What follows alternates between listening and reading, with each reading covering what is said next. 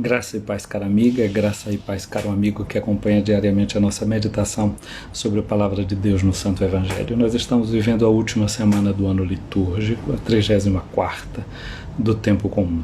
E essa semana ela é aberta com a festa de Cristo Rei do Universo. Cristo é o Rei, mas ele não é só o Rei, ele é o reino. Ele é o Senhor da história, né? Quantas vezes a gente já cantou, né? Jesus Cristo é o Senhor, o Senhor, o Senhor. Jesus Cristo é o Senhor. Glória a ti, Senhor. Da minha vida ele é o Senhor. Da minha vida ele é o Senhor. Da minha vida ele é o Senhor. Glória a ti, Senhor. Essa última semana do ano litúrgico, então, ela nos serve para pensar nisso, na senhoria de Cristo, no senhorio de Cristo, no modo no qual ele é Senhor. Na noite da Páscoa, o padre prepara aquela vela bem grande, chamada de Círio Pascal, e nela coloca duas letras gregas, ou pode colocar mesmo letras do alfabeto nosso, o alfabeto latino. O alfabeto latino seria o A e o Z, que são as primeiras e a última letra, a primeira e a última letra. No alfabeto grego é Alfa e Ômega, que são a primeira e a última letra do alfabeto grego. E com isso se afirma que Jesus é eterno, a ele o tempo e a eternidade, se vai dizer depois, colocando os algarismos do ano em curso que nós estamos vivendo. Ao mesmo tempo, naquele Círio Pascal são colocadas, inseridas a cruz de Cristo, para mostrar o modo como Cristo é Senhor, a partir da sua cruz, e se colocam 5 cravos para mostrar que Jesus Cristo, que entrou na nossa história, ele carrega consigo, da agora para sempre, as marcas dessa entrada. Ora, se no mistério da encarnação de Jesus a gente diz que o divino, a eternidade, entrou no mundo, depois que Jesus morre e ressuscita, ele sobe aos céus, é o mistério da ascensão, a gente precisa dizer que a história, o tempo entrou na eternidade, e assim céus e terra se abraçam, se unem em Cristo Jesus. Então essa semana nos está ajudando a pensar nisso, mas é interessante notar, a gente diz Cristo Jesus e a festa que a gente celebrou foi de Cristo, Rei do Universo. A palavra Cristo é a tradução de uma palavra hebraica, a palavra hebraica que significa Messias. Messias significa aquele que é ungido. Jesus é aquele que estava prometido por Deus desde sempre, como alguém que viria como seu consagrado. Quem eram as pessoas que no povo de Israel recebiam uma unção, uma consagração, que eram chamados de Messias, portanto em grego Cristo? Sacerdotes, os sacerdotes eram ungidos, os reis eram ungidos e os profetas também, eles eram ungidos. E então, o povo de Israel, quando falava do Messias e pensavam em Jesus como o Cristo, pensavam justamente em um rei. E eles pensavam no rei ao modo do rei Davi. Ora, nós que somos batizados em Cristo, recebemos a unção de Cristo, ou seja, o seu Espírito Santo com o qual ele foi consagrado por Deus. E o reino dele, o reino de Cristo, é um reino que não terá fim. Na segunda leitura de domingo, que foi do livro do Apocalipse, nós ouvimos o João, que é o autor do livro do Apocalipse, dizer que Jesus, o Cristo, o Senhor, fez de nós, para seu Deus e Pai, um reino.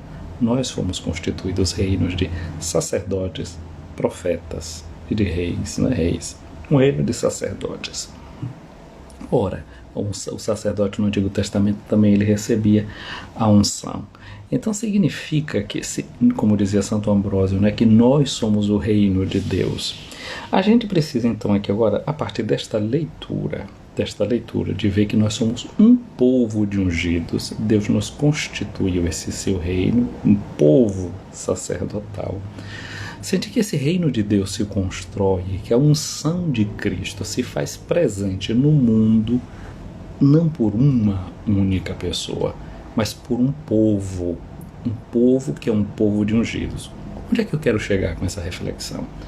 Eu quero chegar a uma situação que é muito séria nos nossos dias e sempre na história se repete, que é a tentação do messianismo. Porque Jesus hoje vai dizer uma palavra, tenham cuidado com esse tipo de gente. De vez em quando aparece alguém na história que acha que ele é consagrado, ele é uma figura carismática, portanto ele tem um dom muito particular e só ele enxerga as coisas, e só ele está vendo as coisas, e só ele pode pegar o povo e dar as diretivas. Aí normalmente esse tipo de gente que se pensa assim carismático, pensa com carisma, com um dom particular, ele junta muita gente em volta dele e o que é que acontece? Começa a desenvolver no coração das pessoas aquele sentimento de nós e eles, nós somos os eleitos, nós somos os consagrados, nós somos ungidos, nós somos aqueles que recebemos um carisma particular de Deus. Os outros que se estraguem, os outros que se danem, nós garantimos a nossa salvação e começam esses então, ou nós, se assim nos sentimos, a acusar os outros, a pensar que os outros são aqueles que estão perdidos e nós já estamos na posse da salvação.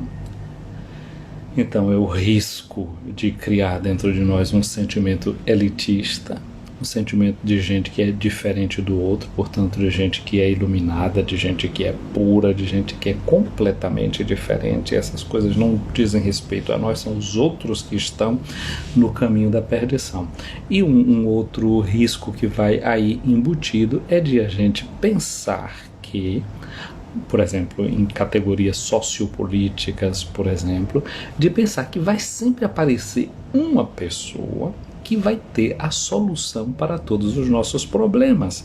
E nós delegamos a esse líder, a essa pessoa, ou dentro da igreja, ou no mundo social e no mundo da política, delegamos a ele a tarefa de resolver os nossos problemas e salvar a nossa vida com um plano perfeito.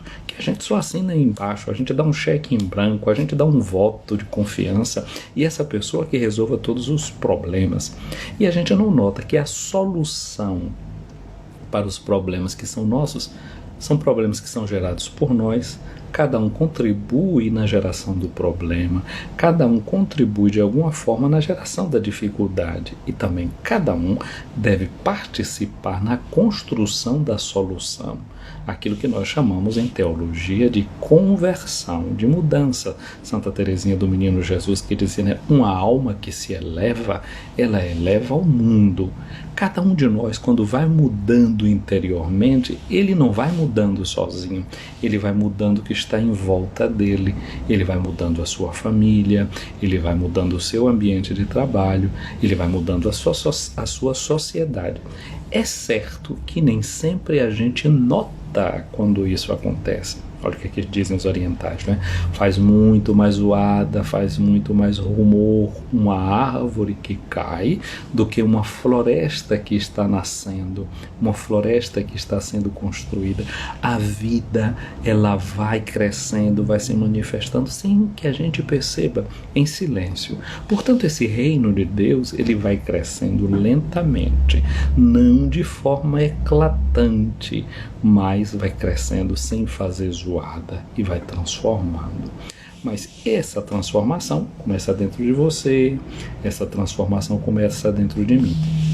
Então eu penso que a chamada desta semana última do ano litúrgico é para a gente ter cuidado com os falsos messias. Cuidado com os falsos messianismos. Mas o falso messias não é somente naquele sentido de que alguém se apresenta como o falso, mas é eu que dou credibilidade a achar que as soluções não passam por mim também, que é sempre o outro que tem responsabilidade. Por exemplo, no mundo da política, então a gente faz todo um discurso de demonizar os políticos, de acharem que eles isso, eles aquilo, aquilo outro, e muitas vezes a gente não nota que a participação da gente também é fundamental, e que nós fazemos atos políticos em tudo aquilo que fazemos, no tipo de roupa que a gente compra, se a gente vai saber que tipo de empresa é que produz isso, que tipo de propaganda está ali por trás. Quer dizer, pede muito mais consciência, pede muito mais responsabilidade à transformação. E aí, nesse sentido, a transformação, se é verdade que ela é lenta, ela é também muito exigente. Uma bomba que você solta num lugar e destrói tudo, ela vai fazer um grande barulho e resolve tudo muito rapidamente, não é? A guerra nos parece que é a solução mais fácil, mas a guerra não vale para nada, não constrói nada, não é? Eliminar um bandido que a gente acha que está ali, está fazendo mal, chega pena de morte, acaba com ele, parece muito simples. A solução que vem pela morte, a solução que vem pela eliminação do outro, ela parece muito veloz. A construção é sempre muito mais dolorosa, não é? Se você quer construir num terreno, o terreno não é plano daqui, você vai fazer todo o serviço de terraplenagem, vai deixar tudo nivelado, olha o tempo que gasta com isso, depois fazer os fundamentos, não sei o que. É muito mais difícil construir um prédio do que implodi-lo ou explodi-lo. Para uma implosão ou para uma explosão é simples, botou as bombas lá, não sei o que, destrói, cai, pronto, acabou, está desfeito. Mas construir não, construir leva muito mais tempo, muito mais exigência no pensar, no calcular.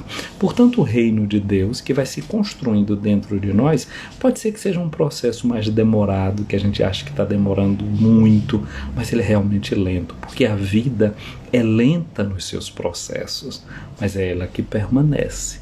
É ela que solidifica, é a vida que tem a última palavra, porque ela é, ao fim e ao cabo, coroamento com vida, que a Bíblia chama de vida eterna. Bom, eu estava dizendo que esse processo de construção da vida, ela vai se dando lentamente, mas às vezes também o processo de destruição, de desconstrução, ele também é um acúmulo de pequenas decisões, é um acúmulo de pequenas orientações do nosso coração na direção também da realidade oposta. E aí chega em um determinado momento em que tudo cai e a gente não sabe por quê, mas a coisa foi ruindo pouco a pouco.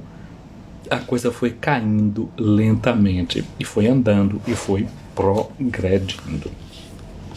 Então, com esse olhar atento para que a gente não crie falsas ideias, não criemos falsos messias, nem criemos falsas mentalidades messiânicas, olhamos para esse evangelho de hoje, de Lucas, no capítulo 21, versículos de 5 a 11. Esse evangelho retrata a última semana de Jesus. Nós vimos como ontem ele estava no templo, e como o olhar de Jesus foi um olhar atento para uma viúva que estava fazendo a sua oferta. E aqui eu gostaria de lembrar uma palavra que talvez você certamente conhece, do livro O Pequeno Príncipe. Não é? Como é lindo esse livro de Antoine de Saint-Exupéry. E ele diz lá uma coisa que é interessante: o essencial é invisível aos olhos, porque só se vê bem com os olhos do coração, só se vê bem com o coração. Então, Jesus é alguém que de fato ele enxergava as coisas a partir do seu coração, mas não só isso. Ele olhava também e olha para o coração. Jesus está no templo, ele viu lá como os grandes estavam fazendo grandes ofertas e uma viúvazinha jogou 2 moedas. O capítulo 66 do livro de Isaías, versículos 1 e 2, traz uma palavra de Deus, né, para o povo. Que é isso que eu ouço dizer, que vocês estão querendo construir para a minha casa? Mas que história é essa? Tudo aquilo que está nesse mundo fui eu que construí, e a terra é o escabelo dos meus pés, é o banquinho onde eu ponho os meus pés. Sabe para onde é que meu olhar se volta? Para aquele que ouve a minha palavra, que é atenta a ela, que treme diante da minha palavra. E assim também o olhar de Jesus era aquele olhar não para aquelas coisas externas, que o olhar de qualquer pessoa podia ver. Jesus olhava para o coração, assim como Deus olha para o nosso coração. Hoje continua um pouco essa história de olhar, de ver e de enxergar, não é? Que o cristão deve desenvolver dentro dele. O texto do Evangelho diz assim: algumas pessoas comentavam a respeito do templo que era enfeitado com belas pedras, com ofertas votivas. Ou seja, Aqueles ricos de ontem que estavam jogando grandes somas no tesouro do templo, era esse tipo de gente que podia bancar essa reforma do templo, essa construção do templo, que já era lento, mais de 40 anos levando essa construção. Jesus nasceu e o templo estava sendo construído, não tinha terminado, então a cada ano que o povo chegava, via uma coisa diferente. O ano passado, quando a gente esteve aqui, essa coluna não estava bonita desse jeito. Olha, você viu como ficou aquilo ali? Olha aquela porta, como ficou bonita. Isso aqui foi feito com cedro que veio do Líbano. Ou seja, o povo ficava contente de ver a beleza do templo. E é verdade, porque a beleza, como eu já me lembrava aqui na outra semana, não é como dizia Dostoiévski, a beleza salvará o mundo. Agora, existe uma beleza que não é beleza externa.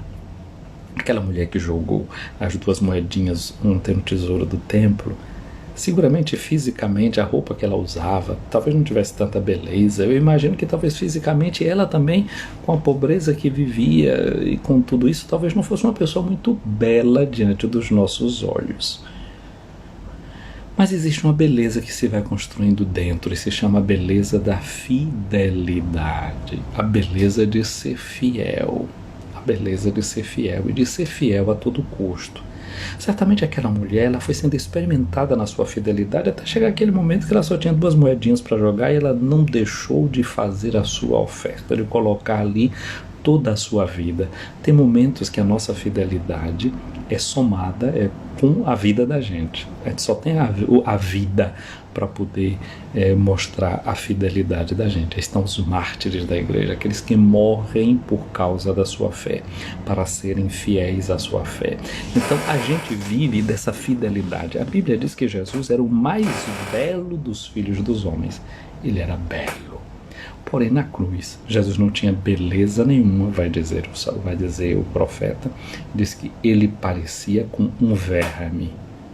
Então ele já não tinha mais beleza, mas é ele ali na cruz que está salvando o mundo, salvando o mundo com a beleza da sua fidelidade, mesmo que não atraísse com o seu aspecto físico, porque era o aspecto de quem recebeu tanta pancada, foi esbofeteado, né, com a morte de um criminoso, lá escrito, aqui está o rei dos judeus, a zombaria. Nada ali tinha beleza física, a beleza de acordo com os nossos critérios, não é estéticos, mas tinha uma beleza ética, a beleza de ser fiel aos seus princípios, a beleza de não ter traído as suas convicções. E é isto sim que salva, é esse tipo de beleza que salva. Não beleza simplesmente estética, mas beleza ética.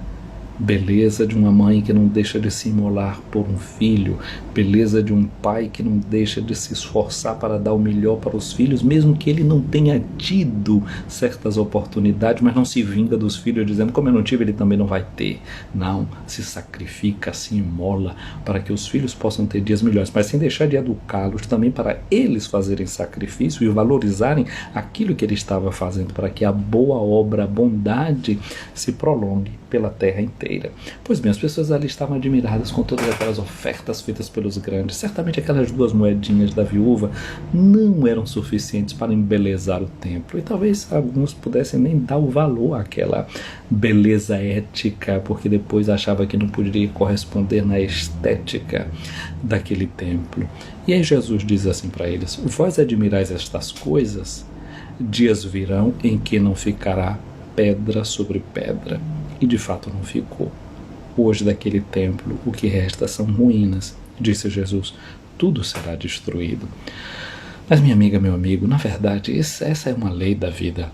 Tudo que a gente faz vai ruir um dia, vai experimentar a sua ruína, vai cair, porque as coisas que são deste mundo devem passar também por essa queda. Assim como tudo aquilo que vai ser marcado com o selo da salvação passa pelo selo de qualidade da cruz. Então nós não devemos ter medo de construir um mundo melhor, de construir essa sociedade melhor, que deve ser trabalho de todos e de cada um, o pouquinho que cada um dá, mas com aquela atenção que, por mais que uma sociedade pareça perfeita, ter solucionado os seus problemas de trabalho, de saúde, de segurança, de emprego, olhando para o mundo, a gente vai ver que tem sempre em algum lugar alguma forma de injustiça, alguma forma de não amor que está presente. E enquanto essas coisas subsistirem e não forem transformadas, não podemos pensar que o paraíso já vamos encontrar aqui na Terra. Porque o paraíso não é obra de um homem que queira se fazer Deus, mas é obra do homem Deus. Só o Filho do Homem, só Jesus é aquele que pode trazer esse paraíso para a Terra.